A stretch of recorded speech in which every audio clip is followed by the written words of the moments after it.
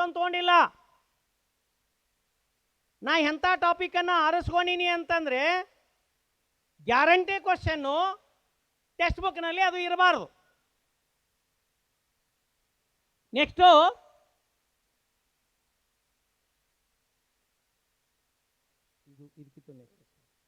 Okay, APಯಲ್ಲಿ ಎಷ್ಟು type example ಹೇಳಿದ್ದೀನಿ ಅಂತ ನನಗೆ ಗೊತ್ತಿರಬೇಕು. ಬಟ್ ನಮ್ಮ ಸ್ಕೂಲಲ್ಲಿ ಮಕ್ಕಳು ಹೇಳ್ಬೋದು, ಬೇರೆದವರು ಆದರೂ ಹೇಳ್ಬೋದು. APಯಲ್ಲಿ ನಿಮಗೆ ಏನು ಅಂತಂದರೆ ಎಷ್ಟು ಟೈಪ್ ಕ್ವಶನ್ಸ್ಗಳು ಬರ್ಬೋದು. ಯಾರಾದರೂ ಒಬ್ಬರು APಯಲ್ಲಿ ಔಟ್ ಆಫ್ ಸಿಲೆಬಸ್ ಮೇಲೆ ಯಾವ್ಯಾವ ಮಾಡೆಲ್ ಕ್ವಶನ್ ಓಡಿಂದು ನಮ್ಮ ಗಣಿತದಲ್ಲಿ ಹೆಂಗದ ಅಂತಂದರೆ ಥಿಯರಮ್ದಲ್ಲಿ 6 ಕ್ವಶನ್ ಅದ ರೀ. ನೋಡ್ರಿ, ಭಾಳ ಇಂಪಾರ್ಟೆಂಟ್, ಕೇಳಿಲ್ಲ ಒಂದು ನಿಮಿಷ ಅಪ್ಪಿ, ಕೇಳಿಲ್ಲ. ಎಲ್ಲ ನಾವೇ n = 1/m a + n - 1 × d. Subtract 1 - 2. ನೋಡ್ರಿ, ಈ ಕ್ವಶನ್ ಬಹಳಷ್ಟು ಸ್ಕೂಲ್ಗಳಲ್ಲಿ ಇರದಿದ್ರೆ ನಾನು ಎಲ್ಲಾ ಕ್ವಶನ್ಸ್ಗಳನ್ನು, ಯಾಕಂತಂದ್ರೆ ನಮ್ಮ ಹಿತೈಷಿಗಳು ವಿಜ್ಞಾನ ಮತ್ತು ಇಂಗ್ಲಿಷ್ ವಿಷಯಗಳದಾವ.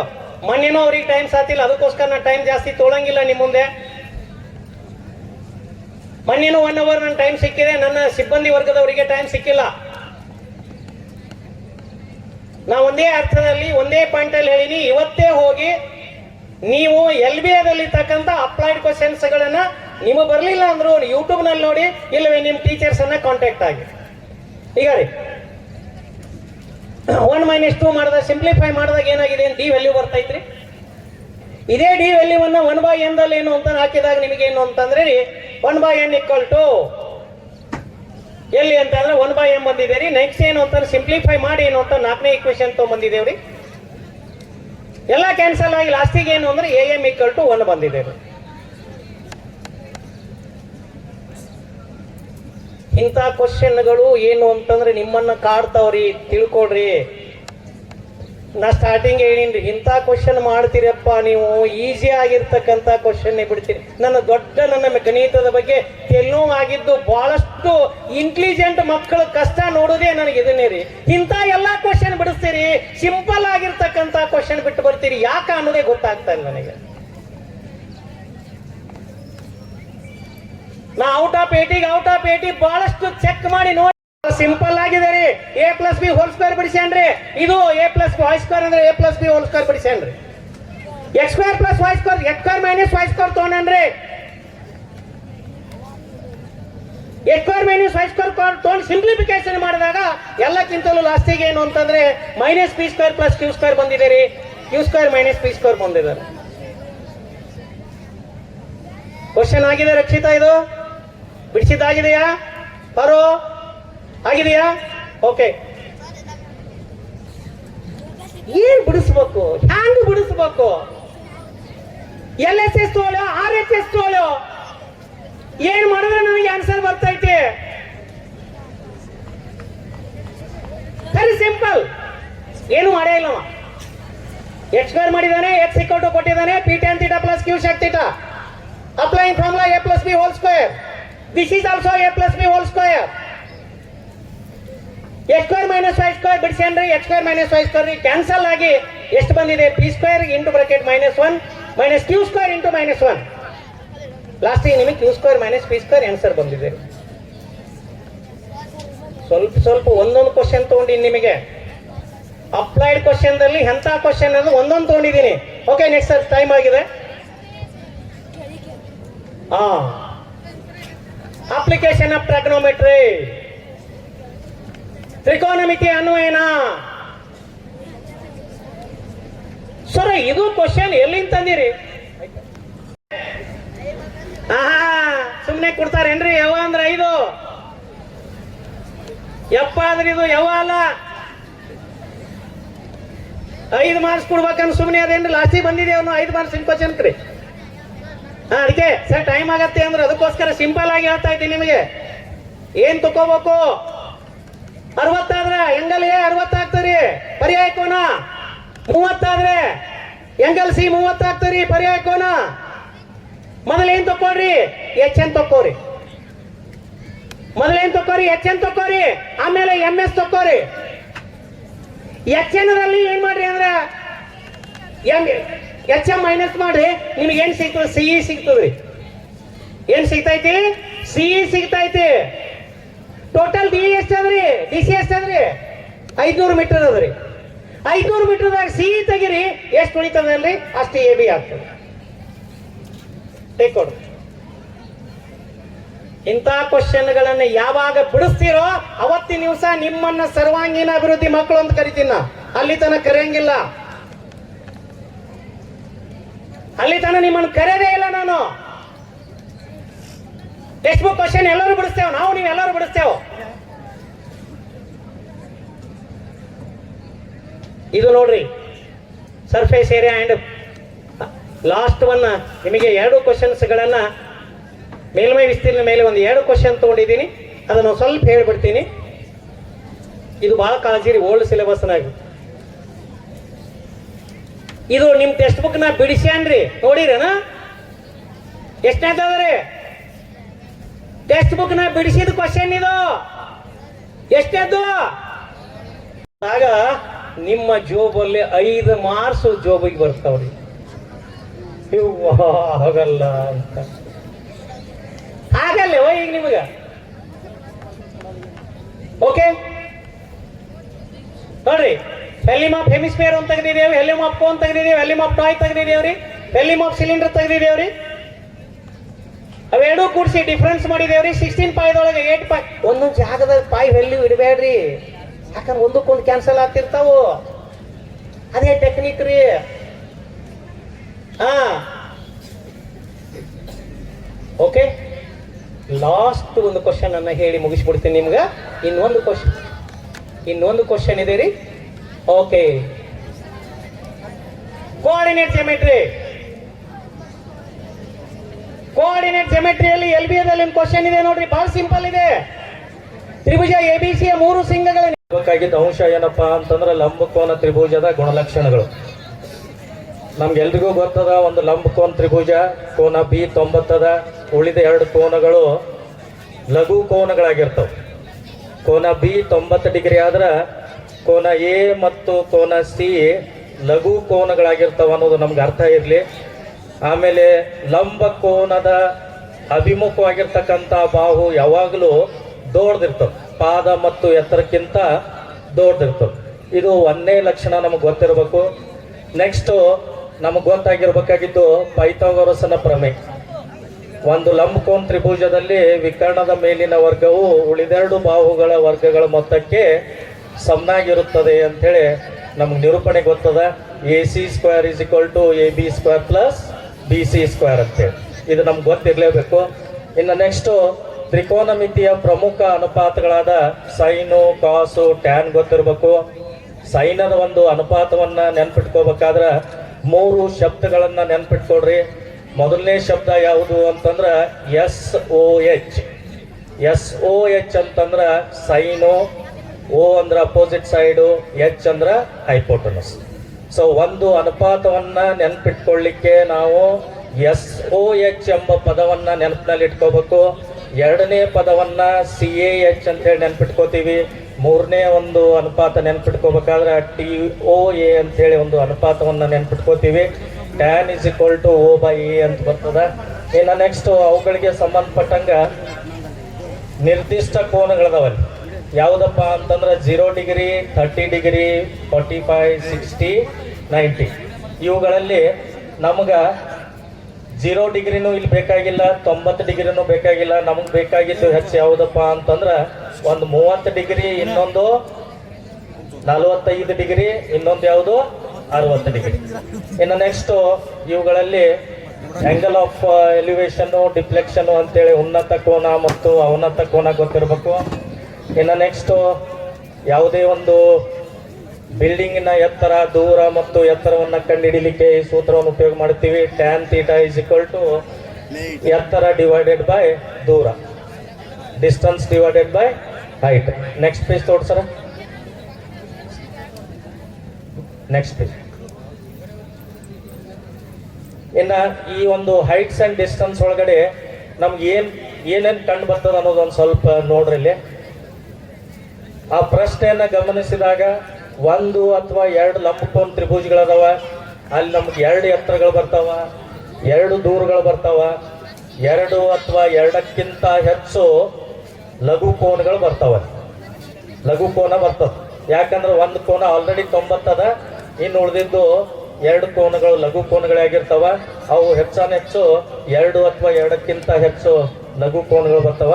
ನೆಕ್ಸ್ಟ್ ಪೇಜ್ ತೋಡ್ರಿ ಸರ್. ಇನ್ನು ಚಿತ್ರಗಳನ್ನ ಬಿಡಿಸೋ ಮುಂದ ನಾವು ಏನೇನು ಅಂಶಗಳನ್ನ ಗಮನಿಸ್ಬೇಕು ಅನ್ನೋದು ಒಂದು ಸ್ವಲ್ಪ ನೋಡ್ಕೊಂಡ್ಬಿಡ್ರಿ ಅದನ್ನ.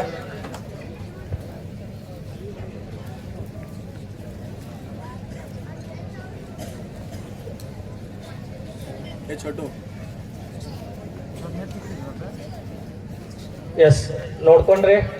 ನೆಕ್ಸ್ಟ್ ಪೇಜ್ ತೋಡ್ರಿ ಸರ್. ಇಲ್ಲಿ ನಾನು ಒಂದು ಪ್ರಶ್ನೆ ಅದ, ಬಹಳ ಸರಳವಾದಂತ ಪ್ರಶ್ನೆ ಅದ. ಒಂದ್ ಕಡೆ ಒಂದು ಬಿಲ್ಡಿಂಗ್ ಅದ, ಒಂದ್ ಕಡೆ ಗೋಪುರ ಅದ. ಈ ಗೋಪುರ ಮತ್ತು ಕಟ್ಟಡದ ನಡುವಿನ ದೂರ ಎಷ್ಟದ ನೋಡ್ರಿ, 110 ಮೀಟರ್ ಅದ. ಇದು ಎಷ್ಟದ ನೋಡ್ರಿ, ಕಟ್ಟಡದ ಎತ್ತರ 60 ಮೀಟರ್ ಅದ. ಇದನ್ನ ಯಾವ ರೀತಿಯಾಗಿ ಬಿಡಿಸ್ಬೋದು? ಯಾರಾದ್ರೂ ಒಬ್ಬ ವಿದ್ಯಾರ್ಥಿ ನಿಂತ್ಕೊಂಡ ಹೇಳ್ಬೋದು, ಅಥವಾ ಇಲ್ಲಿ ಬಂದು ಚರ್ಚೆ ಮಾಡಿದ್ರು ಏನು ತೊಂದರೆ ಇಲ್ಲ. ಎಷ್ಟು ಬರ್ಬೋದು ಉತ್ತರ?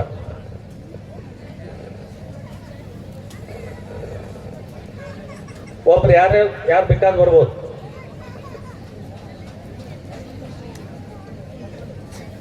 ನಾನು ಡಿಸ್ಕಷನ್ ಮಾಡ್ಕೊತ ಹೋಗ್ಲಿ. ಎಸ್, ನೋಡ್ರಿ, ಇವೆರಡು ಗೋಪುರ ಮತ್ತು ಕಟ್ಟಡಗಳ ನಡುವಿನ ಅಂತರ ಎಷ್ಟದ ರೀ? 110 ಅದ. ಇದು ಕಟ್ಟಡದ ಎತ್ತರ ಎಷ್ಟದ ನೋಡ್ರಿ, 60 ಅದ. ಇಲ್ಲಿ ಕೋನವನ್ನ ಗಮನಿಸ್ರಿ. ಕೋನ ಎಷ್ಟದ ರೀ? ಇದು 45. ಒಂದು ಲಂಬ ಕೋನ ತ್ರಿಭುಜದಲ್ಲಿ ಒಂದು ಕೋನ ಆಲ್ರೆಡಿ 90 ಅದ, ಒಂದು ಕೋನ 45 ಅದ. ಅಂದ್ರೆ ಇನ್ನೊಂದು ಕೋನ ಎಷ್ಟಿರ್ತದ? ವೆರಿ ಗುಡ್, ಎಷ್ಟಿರ್ತದ? 45. ಎರಡು ಕೋನಗಳು 45 ಡಿಗ್ರಿ ಆದ್ರ ಸಮದ್ವಿ ಕೋನ ತ್ರಿಕೋನ. ಕರೆಕ್ಟಾ? 8ನೇ ತರಗತಿಗೆ ನಾವು ಒಂದು ಪ್ರಮೇಯನ ಅಭ್ಯಾಸ ಮಾಡಿ, ಸಮದ್ವಿ ಬಾಹುವಿನ ಅಭಿಮುಖವಾಗಿರ್ತಕ್ಕಂಥ ಕೋನಗಳನ್ನು ಸಮ ಇರ್ತಾವ. ಕೋನಗಳು ಸಮ ಇದ್ದು ಅಂತಂದ್ರ ಅವುಗಳ ಅಭಿಮುಖ ಬಾಹುಗಳನ್ನು ಸಮ ಇರ್ತವೆ. ಅದನ್ನ ನಾವು ನೆನಪಿಟ್ಕೊಂಡು, ಇದು 60 ಡಿಗ್ರಿ ಇದ್ರ ಇದನ್ನು ಎಷ್ಟಿರ್ತದ ಡೈರೆಕ್ಟ್ ಆಗಿ ಬರ್ದ್ಬಿಡ್ರಿ. ಎಷ್ಟು ಅಂತ ಬರ್ತೀರಿ ಇದನ್ನ? 60. ಇನ್ನು 60, ಇದು 110 60 ಕಳೀರಿ, ಎಷ್ಟು ಬರ್ತದ? 50. ಸೊ ಈಗ ಈ ಬಿಂದುವಿನಿಂದ ಈ ಗೋಪುರಕ್ಕ ನಡುವಿನ ಅಂತರ ಎಷ್ಟು ಬಂತು? 50. ಇನ್ನು ನೆಕ್ಸ್ಟ್ ಮತ್ತೆ ಟ್ಯಾನ್ 60 ಉಪಯೋಗ ಮಾಡಿಕೊಂಡು ಈ ಗೋಪುರದ H ಡಿವೈಡೆಡ್ ಬೈ ಪಾದ ಇಟ್ಕೊಂಡು ಬಿಡಿಸ್ರಿ, ನಮ್ಗೆ ಲೆಕ್ಕ ಬಂದ್ಬಿಡ್ತದೆ. ಹೌದಾ? ಎಸ್, ಎಷ್ಟು ಬರ್ತದಮ್ಮ? ಎಸ್. ಒಂದು ಸ್ವಲ್ಪ ಈ ಮಧ್ಯದಾಗ ಒಂದು ಸ್ವಲ್ಪ ಭಾಳ ಬೇಸರ ಆಗ್ಯದ, ಗಣಿತ ಕೇಳಿ ಒಂದು ಸಣ್ಣ ಆಕ್ಟಿವಿಟಿ ಮಾಡಿಸ್ತೀನಿ. ಒಂದು ಸ್ವಲ್ಪ ನೆನ್ಪಿಟ್ಕೋಬೇಕು. ನಾನು ನಮ್ಮ ಬೆಡ್ದೂರ್ ಸ್ಕಿಟ್ ಮಾಡ್ತಾರೆ ಇಲ್ಲಿ, ಒಂದು ಸ್ವಲ್ಪ ಗಮನಿಸ್ರಿ. ಅಲ್ಲಿ ಎಕ್ಸಾಮ್ದಾಗ ಹೋಗಿ ಸೈನದ ವಿಲೋಮ ಸೆಕ್ ಅಂತ ಬರದ್ರಿ ಅಂತಂದ್ರೆ ನೀವು ಮಾರ್ಕ್ಸ್ ಕಟ್ ಆಗ್ತಾವೆ. ಹೌದಾ? ಇದನ್ನ ನೆನ್ಪಿಟ್ಕೋಬೇಕಾದ್ರೆ ನಾವು ಮತ್ತ ಆಗಲೇ ಮೇಡಮ್ ಅವರು ಪೂರ್ತಿ ಹಸ್ತವನ್ನ, ಎಡಗೈ ಹಸ್ತವನ್ನ ತಗೊಂಡಿದ್ದೀವಿ. ಬಟ್ ಈಗ ನಾನು ಎಡಗೈ ಹಸ್ತವನ್ನ ತಗೊಂಡಿಲ್ಲ ಮೇಡಮ್ ಅವ್ರ. ಈಗ ನಾನು ಬರೀ ಏನ್ ತಗೋತೀನಿ, ಮೇಡಮ್ ಅವರು ಇಬತ್ತಿ ಹಚ್ಕೋತಾರ 3 ಬೆರಳು. ಯಾವುದು? ಈಚೆ ಕಡೆಗೆ. ಸೊ ಇವೇ 3 ಬೆರಳುಗಳನ್ನ ಇಟ್ಕೊಂಡು ಮೇಡಮ್ ಅವ್ರು ಇಬತ್ತಿ ಹಚ್ಕೋತಾರ. ಅದಕ್ಕೆ ಈ ಒಂದು ಫಿಂಗರ್ಗೆ ನಾನು ಏನಂತ ಹೇಳಿನಿ ಅಂತಂದ್ರೆ ಸೈನು ಕಾಸ್ ಅಂತ ಬರ್ದೀನಿ. ನಮ್ಮೆಲ್ಲರ ಕಡೆ ಇಲ್ಲಿ ಈ ಫಿಂಗರ್ದಾಗ 3 ಭಾಗ ಅದಾವಿಲ್ಲ ನೋಡ್ರಿ ಬ್ರದರ್ ಸರ್, ಅದಾವ್ರೆ. ಒಂದು ಭಾಗದಾಗ ಸೈನ್ ಅಂತ ಬರೀರಿ, ಇನ್ನೊಂದು ಭಾಗದಾಗ ಕಾಸ್ ಅಂತ ಬರೀರಿ. ಬರ್ಕೋರಿ ಎಲ್ಲರೂ, ನೀವು ಹುಡುಗರು ಬರ್ಕೋರಿ ಅಂತಂದ್ರೆ ಇಲ್ಲ. ಈ ಫಿಂಗರ್ದಾಗ 3 ಭಾಗ ಅದಾವ. ಒಂದು ಭಾಗದಾಗ ಸೈನ್ ಬರೀರಿ, ಅದ್ರ ಮುಂದೆ ಏನ್ ಬರ್ಕೋಬೇಕೀಗ? ಕಾಸ್. ಇನ್ನ ನೆಕ್ಸ್ಟ್ ಇನ್ನೊಂದು ಫಿಂಗರ್, ಮಧ್ಯದ ಫಿಂಗರ್ ಒಳಗಡೆ 3 ಭಾಗ ಅದಾವ. ಇಲ್ಲಿ ಏನ್ ಬರ್ಕೋತೀನಿ ನೋಡ್ರಿ, ಟ್ಯಾನ್ ಅಂತ ಬರ್ಕೋತೀನಿ. ಈಚೆ ಕಡೆ ಏನ್ ಬರ್ಕೋತೀನಿ? ಕಾಟ್. ಎರಡನೇ ಫಿಂಗರ್ ಒಳಗಡೆ ಟ್ಯಾನು ಕಾಟ್, ಟ್ಯಾನ್ ಕಾಟ್. ಇನ್ನ ರಿಂಗ್ ಹಾಕೊಳ್ಳೋ ಫಿಂಗರ್ ಇಲ್ಲಿ ಏನ್ ಬರಿತೀನಿ ಅಂತಂದ್ರ ಸೆಕ್ ಬರಿತೀನಿ, ಇನ್ನೊಂದು ಏನ್ ಬರ್ದೀನಿ? ಕೋಸೆಕ್ ಬರ್ದೀನಿ. ಸೊ ನಾವು ಎಲ್ಲರೂ ನಮ್ಮ ಎಡಗೈ 3 ಬೆರಳು ನಾವು ಇದಿರ್ತೀವಿ. ಜಸ್ಟ್ ಸಿಂಪಲ್ ಆಗಿ ಎಕ್ಸಾಮ್ದಾಗ ಹೋಗಿ ಇಲ್ಲಿ ಸೈನ್ ಕಾಸ್ ಬರೀರಿ, ಇಲ್ಲಿ ಟ್ಯಾನ್ ಕಾಟ್ ಬರೀರಿ, ಇಲ್ಲಿ ಸೆಕ್ಕು ಕೋಸೆಕ್ ಬರ್ರಿ. ಕರೆಕ್ಟಾ? ಬರ್ಕೊಂಡ್ರೆ ಈಗ ಇದರಿಂದ ನಮ್ಗೆ ಏನು ಗೊತ್ತಾಗ್ತದಪ್ಪ ಅಂತಂದ್ರೆ ಮೇಡಮ್ ಅವ್ರೆ ಕೂತ್ಕೊಳ್ಳಿ. ಎಸ್, ಈಗ ಆ ಪ್ರಕಾರವಾಗಿ ನಮ್ಮ ವಿದ್ಯಾರ್ಥಿಗಳು ಕೂತ್ಕೊಂಡ್ಬಿಟ್ಟಾರ. ಈಗ ಕೂತಾರ? ಎಸ್. ಮೊದಲ ಸೈನದ ವಿಲೋಮ ಏನ್ ಬರ್ತದ ಅನ್ನೋದು ಮಕ್ಕಳು ಹೇಳ್ತಾರೆ. ಯಾವ್ದು ನೋಡ್ರಿ, ಇಲ್ಲಿ ಒಂದ್ ಸ್ವಲ್ಪ ಗಮನಿಸ್ರಿ. ಯಾವ ವಿದ್ಯಾರ್ಥಿಗಳು ನಿಂತಾರಪ್ಪ ಅಂತಂದ್ರ ಒಬ್ಬ ಸೈನ್ ವಿದ್ಯಾರ್ಥಿ ನಿಂತಾನ, ಒಬ್ಬ ಒಂದು ಅನ್ನೋ ವಿದ್ಯಾರ್ಥಿ ನಿಂತಾನ, ಇನ್ನೊಬ್ಬ ಕೋಸೈಕ್ ಅನ್ನೋ ಒಬ್ಬ ವಿದ್ಯಾರ್ಥಿ ನಿಂತಾನ. ಇದರಿಂದ ನಮ್ಗೆ ಏನ್ ಗೊತ್ತಾಗ್ತದಪ್ಪ ಅಂತಂದ್ರ ಸೈನದ ವಿಲೋಮ ಏನ್ ಬರ್ತದ? ಕೋಸೇಕ್. ಕರೆಕ್ಟಾ? ಕೋಸೇಕದ ವಿಲೋಮ ಏನ್ ಬರ್ತದ? ಸೈನ್. ನೆನಪು ಉಳಿತದಲ್ಲ? ಗುಂಡ್ಲೆ ಚಿಹ್ನ, ಗುಂಡ್ಲೆ ಚಿಹ್ನ ಹಾಕ್ತೀರಾ? ಕ್ರಾಸ್ ಹಾಕ್ತಿರಿಲ್ಲ? ಒಂದು ಕ್ರಾಸ್ ಲೈನಿಗೆ ನನಗೆ ಒಂದು ವಿಲೋಮ ಅನುಪಾತಗಳು ಗೊತ್ತಾಗ್ಯಾವ. ಮೊದಲನೇ ಅನುಪಾತ ಏನು? ಸೈನದ ವಿಲೋಮ ಏನ್ ಬರ್ತದ? ಕೋಸೇಕ್ ಬರ್ತದ. ಕೋಸೇಕದ ವಿಲೋಮ ಏನ್ ಬರ್ತದ? ಸೈನ್. ಗೊತ್ತಾಯ್ತಾ? ಎರಡು ಗೊತ್ತದ ಕೊಂಡ್ರಿ. ಇನ್ನು ನೆಕ್ಸ್ಟ್ ಇನ್ನೊಂದು ವಿಲೋಮ ಅನುಪಾತಗಳನ್ನ ಗಮನಿಸ್ರಿ. ಒಂದು ಕಾಸ್ ಅದ, ಒಂದದ, ಸೆಕ್ ಅದ. ಕಾಸದ ವಿಲೋಮ ಏನ್ ಬರ್ತದ? ಸೆಕ್ ಬರ್ತದೆ. ಸೆಕ್ಕದ ವಿಲೋಮ ಏನ್ ಬರ್ತದ? ಕಾಸ್. ಗೊತ್ತು ಉಳಿತದಲ್ಲ? ರಾತ್ರಿ 2 ಗಂಟೆಗೆ ಅದು ಕಾಸದ ವಿಲೋಮ ಸೆಕ್ಕು, ಸೆಕ್ಕದ ವಿಲೋಮ ಕಾಸ್. ಭಯಪಟ್ಟು ಮಾಡಬೇಡ್ರಿ, ಎಡಗೈ ಒಯ್ದಿರ್ತೀರಿ, ಬರ್ಕೊಂಡು ಹೇಳ್ಬಿಡಿ. ನೋಡ್ರಿ, ಇಲ್ಲಿ 3 ಭಾಗ ಮಾಡೀನಿ. ಇಲ್ಲಿ ಕಡೆ ಕಾಸು, ಕಾಟು, ಕೋಸೆಕ್. CO ಅನ್ನೋದು ಬಲಕ್ ಬಂದದ. ಎಡಗಡೆ ಏನ್ ಬಂದಾವ ನೋಡ್ರಿ? CO ಇರ್ಲಾರ್ದು ಬಂದವ. ಎಡಗಡೆ ಏನ್ ಬಂದವ? CO ಇರ್ಲಾರ್ದು ಬಂದವ. ಸೊ ಈಗ ಒಂದ್ ಸ್ವಲ್ಪ ಗಮನಿಸ್ರಿ. ಇಲ್ಲಿ ಸೆಕ್ಕದ ವಿಲೋಮ ಏನ್ ಬರ್ತದ? ಕಾಸ್ ಬರ್ತದ. ಕಾಸದ ವಿಲೋಮ ಏನ್ ಬರ್ತದ? ಸೆಕ್ ಬರ್ತದ. ಎರಡು ಗೊತ್ತದವಾ? ಆಗಳ ಎರಡು ಗೊತ್ತಾಗ್ಯಾವ. ನೀವು ಕೊಂಡ್ರಿ ನಡಬರ್ಕಿ ನಾವು. ಎಸ್, ಒಂದ್ ಸ್ವಲ್ಪ ಗಮನಿಸ್ರಿ. ಈಗಿಲ್ಲೇ ಟ್ಯಾನು ಒಂದು ಕಾಟ್ ಅದ. ಸೊ ಟ್ಯಾನದ ವಿಲೋಮ ಏನ್ ಬರ್ತದ? ಕಾಟ್ ಬರ್ತದ. ಕಾಟದ ವಿಲೋಮ ಏನ್ ಬರ್ತದ? ಟ್ಯಾನ್. ಒಟ್ಟ 6 ನಿತ್ಯ ಸಮೀಕರಣಗಳು ಗೊತ್ತಾದ್ವಾ? ನಿತ್ಯ ಸಮೀಕರಣ ಅಲ್ಲ, ಏನು? ವಿಲೋಮ ಅನುಪಾತಗಳು. ಇವಕ್ಕೆ ಏನಂತ ಹೇಳ್ತೀವಿ? ವಿಲೋಮ ಅನುಪಾತಗಳು. ಈಗ ಇವೇ 3 ಬೆರಳುಗಳಿಂದ 9 ನಿತ್ಯ ಸಮೀಕರಣಗಳನ್ನ ನೆನ್ಪಿಟ್ಕೊಳ್ಳೋದು. ಎಷ್ಟು ಸೂತ್ರದವ್ರು ಇವು? 9 ನಿತ್ಯ ಸಮೀಕರಣಗಳದವು. 1ನೇ ನಿತ್ಯ ಸಮೀಕರಣ ಯಾರಾದ್ರೂ ಹೇಳ್ಬೋದಾ? ಇಲ್ಲಿ ನಾಗರಾವ್ ಮೇಡಮ್ ಅವ್ರ, ನಿಮ್ಮ ಹುಡುಗರಿಗೆ ಅದು ಸರಿಯ ಬರೀ. 1ನೇ ನಿತ್ಯ ಸಮೀಕರಣ ಹೇಳಮ್ಮ. ಎಸ್, ಚಪ್ಪಾಳೆ ತಟ್ಟ ಎಲ್ಲರೂ. Yes, sine square theta plus cos square theta is equal to 1 ಅಂತೇಳಿ ಅವ್ರು ಸಜ್ಜನ್ ಸರ್ ಭಾಳ ನೀಟಾಗಿ ಹೇಳ್ಕೊಟ್ಟಾರ. ಅವ್ರು ಹೆಂಗೆ ಹೇಳಿ ಬೈಪಟ್ ಮಾಡ್ಸಾರ ಗೊತ್ತಿಲ್ಲ. ಈಗ ನೀವು ನನ್ನ ವಿದ್ಯಾರ್ಥಿಗಳು ನಿಮ್ ಸರ್ ಹೇಳ್ದಂಗೆ ಬೈಪಟ್ ಮಾಡಬೇಡಮ್ಮ. ಮೈತ್ರಿ ಸರ್ ಹೇಳ್ಯಾರ, ಆ ರೀತಿ ನೆನ್ಪಿಟ್ಕೊಂಡೇನಿ ಅಂತ ಹೋಗ್ಯ. ಎಸ್, ನೀವು ಕೊಂಡು ಈಗಿಲ್ಲೇ ಯಾರನ್ನ ನಿಲ್ಸಿನಿ ನೋಡ್ರಿ? ನನಗೆ ಸೈನ್ ಸ್ಕ್ವೇರ್ ಅಂತ ನಿಲ್ಸಿನಿ. ಇನ್ನೊಂದು ಯಾವ್ದು ನಿಲ್ಸಿನಿ? Cos square. ಇನ್ನೊಂದು ಯಾವುದು? 1. ಸೊ ನೋಡ್ರಿ, ಇಲ್ಲಿ ಸೈನ್ ಸ್ಕ್ವೇರ್ ಹೌದಾ? ಮೂವ್ ಆಗ ತ್ರಿಭುಜ ಆಕಾರದಾಗ ಮೂವ್ ಆಗಕತ್ತಾರ ಅವರು. Sine square theta plus cos square theta ಬೆಲೆ ಎಷ್ಟು ಬರ್ತದ? ಬೆಲೆ ಎಷ್ಟು? 1. ಸೊ ನೀವು 3 ಬೆರಳನ್ನ ಇಟ್ಕೊಂಡ್ರಿ. ಮೊದಲನೇದು ಸೈನ್ ಅದ, ಎರಡನೇದು ಕಾಸ್ ಅದ, ಮಧ್ಯದಲ್ಲಿ ಏನದ? 1 ಅದ. Sine square theta plus cos square theta is equal to 1. ಬೈಪಟ್ ಮಾಡೋ ಅವಶ್ಯಕತೆ ಅದ? ಅವಶ್ಯಕತೆ ಅದ ಏನು? ಅಳು ಸರ, ಅವಶ್ಯಕತೆ ಅದ ರೀ. Sine square theta plus cos square theta is equal to 1. ಬೈಪಟ್ ಮಾಡಕ್ ಹೋಗ್ಬೇಡ್ರಿ. ಜಸ್ಟ್ ಸಿಂಪಲ್ ಆಗಿ ಇವು ಬೆರಳುಗಳದಾವ. 3 ಬೆರಳುಗಳ ಸಹಾಯದಿಂದ 9 ನಿತ್ಯ ಸಮೀಕರಣಗಳನ್ನ ಹೇಳ್ಬೋದು. ಸೊ 1ನೇದು ಯಾವುದು? Sine square theta plus cos square theta is equal to ಎಷ್ಟು? 1. ಈಗ ಇವರು ತ್ರಿಭುಜ ಆಕಾರದಾಗ ಮೂವ್ ಆಗ್ಯಾರ, ಹೌದಾ? ಈಗ ಅವ್ರು ಹೆಂಗ್ ಮೂವ್ ಆಗ್ಯಾರ ಅದ್ರ ವಿರುದ್ಧ ಹೋಗ್ರಪ್ಪ. 1 ಮೈನಸ್ ಕಾಸ್ ಸ್ಕ್ವೇರ್ ಅಂದ್ರೆ ಏನ್ ಬರ್ತದ? Sine square. 1 minus cos square ಅಂದ್ರೆ ಏನು? Sine square. ಕರೆಕ್ಟಾ? 1 ಮೈನಸ್ ಕಾಸ್ ಸ್ಕ್ವೇರ್ ಅಂದ್ರೆ ಏನು? ಎಸ್. ಈಗ ಉಲ್ಟಾ ಇನ್ನೊಂದು ಯಾವ್ದು ನೋಡ್ರಿ? 1 ಮೈನಸ್ ಸೈನ್ ಸ್ಕ್ವೇರ್ ಅಂದ್ರೆ ಏನ್ ಬರ್ತದ? Cos square. ಕರೆಕ್ಟಾ? ಮೂವ್ ಆಗ್ರಪ್ಪ. ಆಗ್ತದ ನೋಡ್ರಿ. ಇಲ್ಲಿ ಟ್ಯಾನ್ ಸ್ಕ್ವೇರ್ ಅದ, 1 ಅದ. ಇಲ್ಲಿ ಏನದ ನೋಡ್ರಿ? ಸೆಕ್ವೇರ್. 1 tan ಸ್ಕ್ವೇರ್ ಪ್ಲಸ್ 1 ಅಂದ್ರೆ ಏನ್ ಬರ್ತದ ಸೆಕ್ವೇರ್. ಇದನ್ನು ಒಂದು ನಿತ್ಯ ಸಮೀಕರಣ ಅದ. ಈ ರೀತಿ ಮೂವ್ ಆಗಿರಪ್ಪ ನೋಡೋಣ. ಇವ್ರು ತ್ರಿಭುಜ ಆಕಾರದಾಗ ಮೂವ್ ಆಗಕತ್ತಾರ ಈಗ. ಹೋರಿ ಎಸ್. ಸೊ ಇದ್ದ ಜಾಗಕ್ಕೆ ಬಂದಾರ. ಈಗ ನಮಗೊಂದು ನಿತ್ಯ ಸಮೀಕರಣ ಗೊತ್ತಾಗತ್ತೆ.